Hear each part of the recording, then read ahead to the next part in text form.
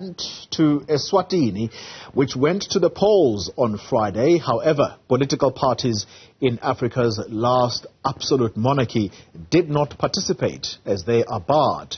Now, King Mswati III has been criticized for not allowing an open democratic space. Joining me now for this discussion is eSwatini government spokesperson Alpheous Nxumalo, who's going to give us a sense of how things went on Friday. Mr. Nxumalo, thank you very much for your time. Let's begin with why political parties are barred from taking or participating in democratic processes in eSwatini. Thank you very much, my brother, for the opportunity afforded to us as the government of the Kingdom of eSwatini to explain at least one aspect of what really seems to be a narrative that is driven from both regional, continental, and international media platforms about political parties that are banned from participating in all democratic processes in the kingdom. To begin with, that assertion is incorrect. There is no law in this country that bans political parties to participate in our elections.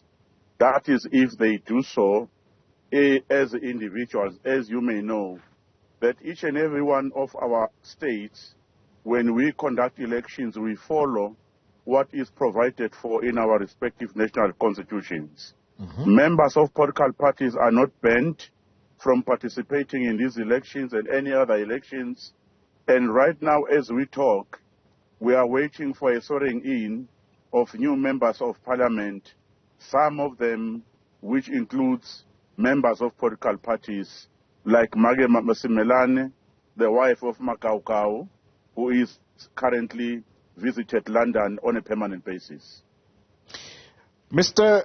Nxumalo, if I were to accept that explanation from you, it would mean that I am not doing my job. Correct. Are you suggesting that there are no political activists who are in jail right now and are jailed by the Kingdom of eSwatini and its government purely for doing their work of political activism? It's your opinion, it's your conviction, it's your conclusion that those politicians or activists who are in jail for doing their political work. It is not so, Mr. Ngambi, my brother. The two MPs that have since been convicted in our courts and are currently awaiting sentences were never charged for carrying out their responsibilities as political activists or as politicians. They were charged for various criminal offenses which they committed. One of them was to incite violence during the unrest of June 2021.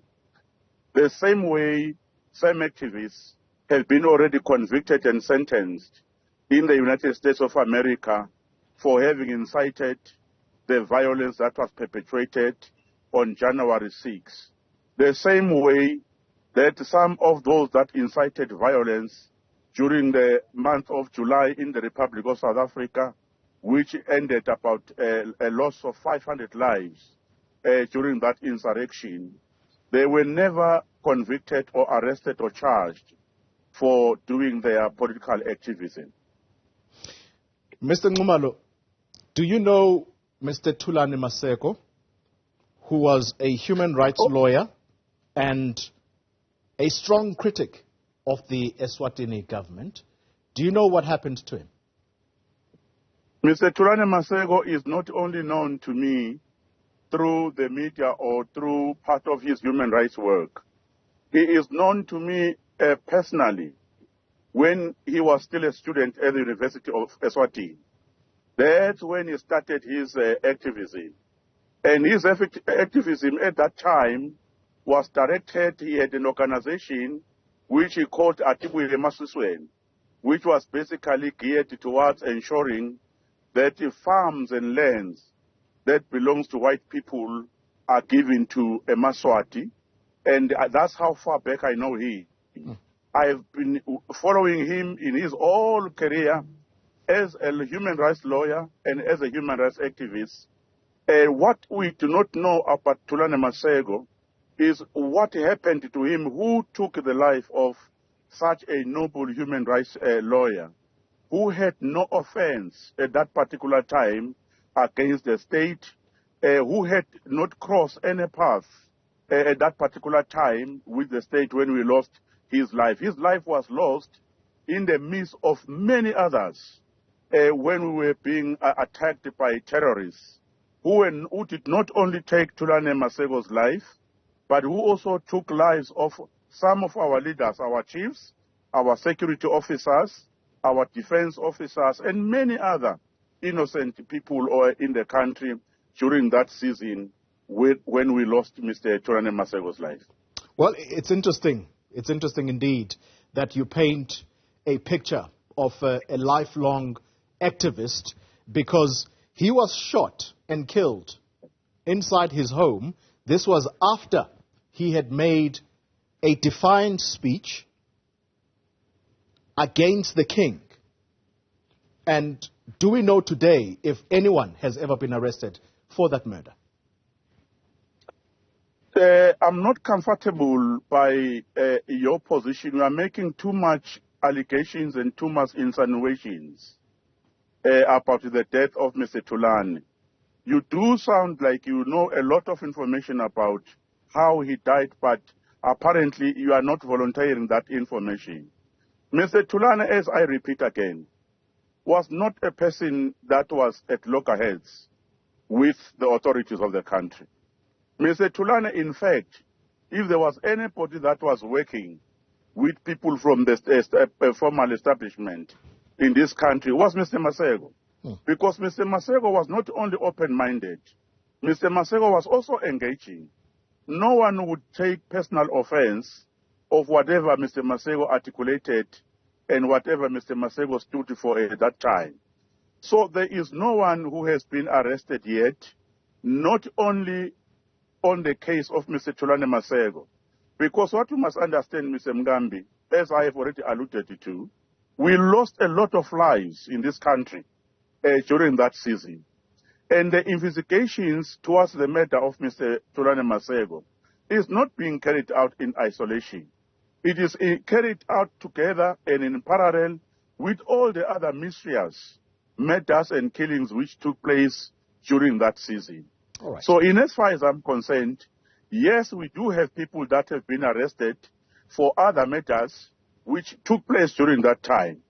And remember, we still have got somebody who is going to be standing for trial in the country pretty very soon, who was calling himself a commander, directing his forces from the Republic of South Africa, using the soil of the Republic of South Africa to launch his aggression, his killings and his murders into the soil of the Kingdom of Eswatini.